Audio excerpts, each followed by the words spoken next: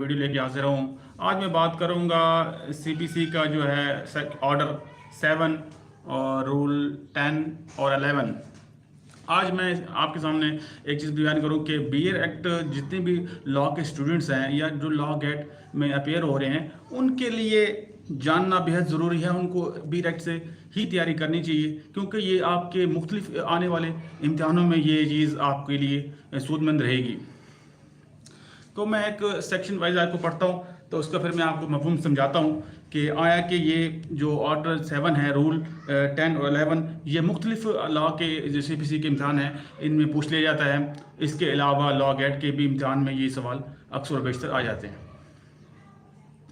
The plaintiff shall at any stage of the suit be returned to be present to the court in which the suit should have been instituted।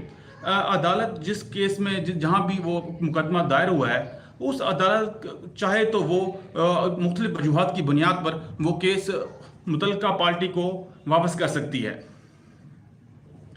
Procedure on returning plaint. On returning a plaint, the judge shall endorse thereon the date of its presentation and return the name of the party presenting it and a brief statement of the reasoning for returning it। इसमें वो ये कह रहा है कि जो भी जज साहब ये केस जो मुतल्लिका पार्टी का केस है वो अगर रिजेक्ट करेगा तो उसकी वो जो है वो डेट जो जिस दिन वो रिजेक्ट कर रहा है और जिस दिन पेश हुआ उसकी भी डेट लिखेगा और वजूहात लिखेगा कि क्यों जो है सूट रिजेक्ट कर रहे हैं, किस बुनियाद पे कर रहे हैं, वो तमाम इसकी अपनी जो है तफसीली ऑर्डर में वो चीज़ मेंशन करेगा। अब इसका जो सेक्शन 11 है बहुत अहम है, जो रिजेक्शन ऑफ प्लेंट को जो डील करता है। The plaint shall be rejected in the following cases. ये किसी भी मुकदमे को मुख्तलिफ बुनियादों पर कि उसको रिजेक्ट किया जा सकता है।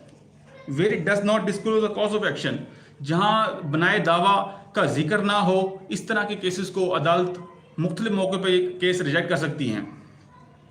Where the relief claim is under value, जब जो दावे में जो क्लेम किए गए जो वैल्यू की जो कॉस्ट है वो कम मालिक की रखी जाती है तब भी उस बुनियाद पर केस वापस रिटर्न कर दिया जाता है। And the plaintiff on being required by the court to correct the valuation within the time to be fixed by the court fails to do। अदालतें मुख्तलिफ मौक़ों पे उसको टाइम पर रख देती हैं कि 7 डेज 3 डेज के अंदर अंदर अपनी सूट को तरमीम करके दोबारा इस अदालत में जमा करवाएं। Where the relief claim is properly valued but the plaint is written upon paper insufficient stamp, अगर जो प्लेंट का है जो वो insufficient मालियत का जो है स्टाम्प पेपर उसके साथ नथी किया गया है उसकी बुनियाद पर भी अदालतें मुख्तलिफ मौक़ों पर ये केस जो है इस तरह के केसेस जो है वो रिजेक्ट कर देती हैं। Where the suit appear from statement in the plaint to be barred by law, अगर किसी भी लिहाज से वो सूट कानूनी नुक्ता निगाह से बार है, कोई कानूनी कदगन लगाई गई है तो उस बुनियाद पर भी उस केस को रिजेक्ट किया जा सकता है। तो ये है मुख्तसर सा तारुफ ऑर्डर 7 और रूल 10 और 11 के मुतालिक। उम्मीद करता हूँ आपको पसंद आएगा।